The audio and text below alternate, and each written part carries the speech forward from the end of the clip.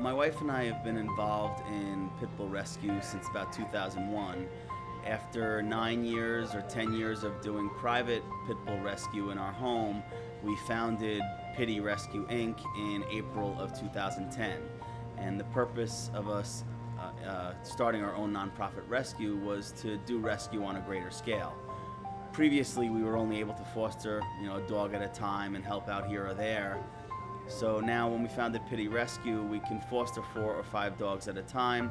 We have fundraising ability, and we can help not only our own rescue dogs, but the rescue dogs of other organizations as well.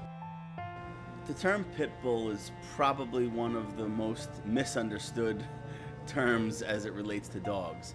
In reality, there's only one breed of dog that has the word pit bull in it, or pit and bull in it, and that's the American Pit Bull Terrier. It's registered by the United Kennel Club and the American Dog Breeders Association.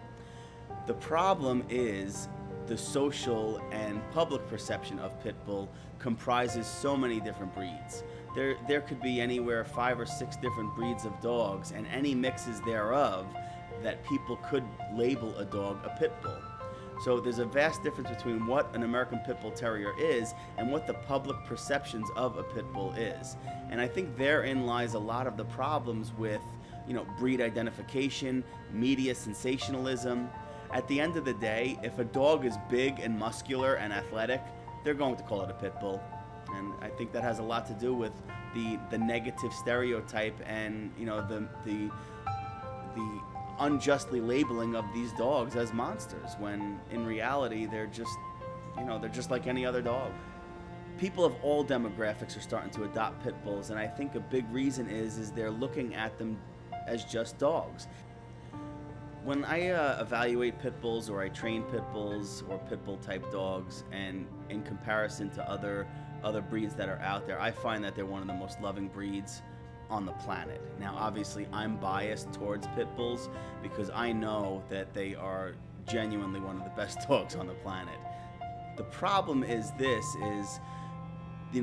like any breed, if you have irresponsible ownership, people who are not educated on dog care in general, could be a recipe for disaster.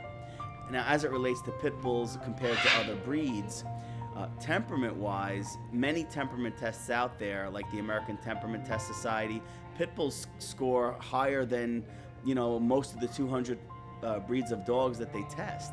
They score higher than golden retrievers and other family dogs. I think pit bulls are discriminated against primarily because of ignorance, lack of education, media sensationalism. They're made out to be these monsters, and they're not. When they're raised just like any other dog is raised in a loving, consistent home, they're wonderful family pets. What people don't realize is, yeah, pit bulls are discriminated against, but so are we pit bull owners. I mean, we're just regular people like anybody else. Why do people cross the street when I'm walking down the block with my pit bull? Because they're afraid of them, because of what they see on the news or what maybe somebody told them about pit bulls. And then you ask them, well, how many pit bulls have you met? 9 out of 10 times? No, I never met one. I'm afraid of them. I guess what I can say about pit bulls being misunderstood is they're not alone.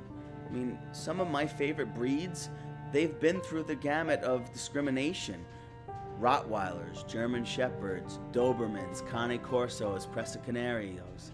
I mean, these are all dogs that at some point in time, and maybe still, are discriminated against and frowned upon. And, it's unfair. It's unjust. These dogs they're just animals.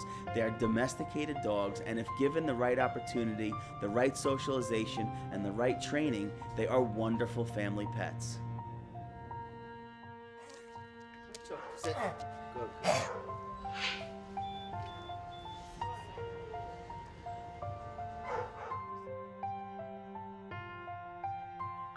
Go down to your shelter, go to a rescue group, adopt, adopt, adopt.